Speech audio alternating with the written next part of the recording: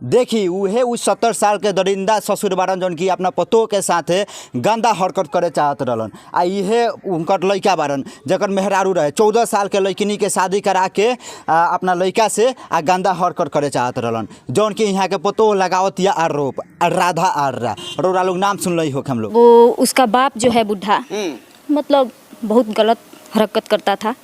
मैं बता तो नहीं सकती हूँ लोग। तो चलिए हम जाने के कोशिश करता नहीं कहाँ तक कि सही बा। का ससुर के ऐसा काम करे के चाहिए? 14 साल के नाबालिग लड़की के शादी अपना लड़का के साथ करे के चाहिए? लड़का तो लड़का ससुर के भी सम्मत बनावे के चाहिए? बिल्कुल ना बनावे के चाहिए।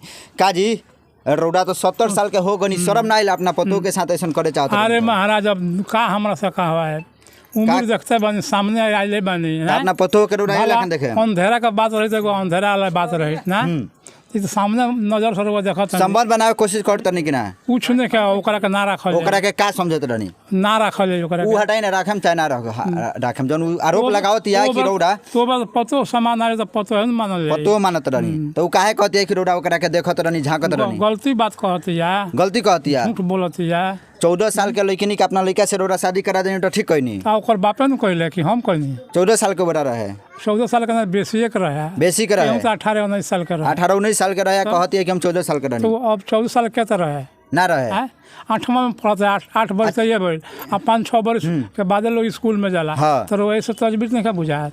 ई बताई जब उ आइल तो रौड़ा लोग दारू पी के मारी लोग पीटी लोग एक तो बहुत ज़्यादा प्रताड़ित करता था और उसी में दारू पीता था। दारू पीकर मारना पीटना गाली देना सब कुछ बर्दाश्त करके रहते थे।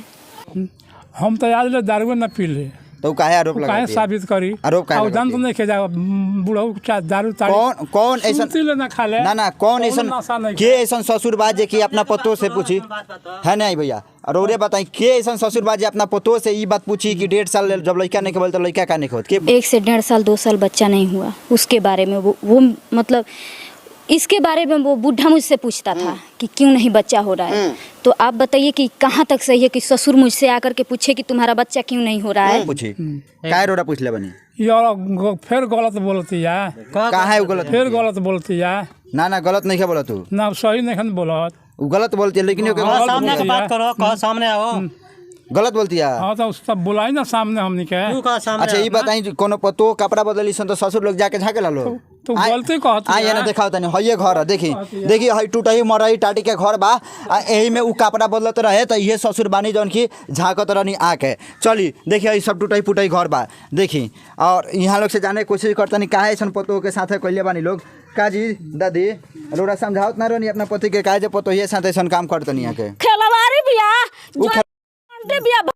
जौन कुंवर में बियाह करी अपने बाबा के गांव नगर के बाबा के बेटा से तो निश्चित बियाह आज कहत है 18 साल के आ 2 साल के आ 1 साल के बियाह लेकिन के शादी करा दम अपना लड़के से हेती को हमनी के बेटी रहे जो हमनी के शादी करौनी स कितना साल उम्र है? कितना साल? हां देखिए आधार कार्ड पर देखे दी हम आधार कार्ड के नहीं देखा सकत ओइ में ई वोटर आईडी है हई देखिए हई वोटर आईडी मिल गइल बा हई राधा आर्रा के ए पर का लिखल बा उ 2020 के वोटर आईडी है आ 2020 में उ रहे 20 साल के एक मतलब अभी 23-24 साल के बिया आ शादी भइले कितना दिन भइल रहे 2020 में मतलब कि 2 साल पहले भइल रहे 18 साल के लड़किनी रहे आ कहत है कि हम 14 साल के नाबालिग लड़किनी रहे रहनी हमरा कुछ पता ना रहे।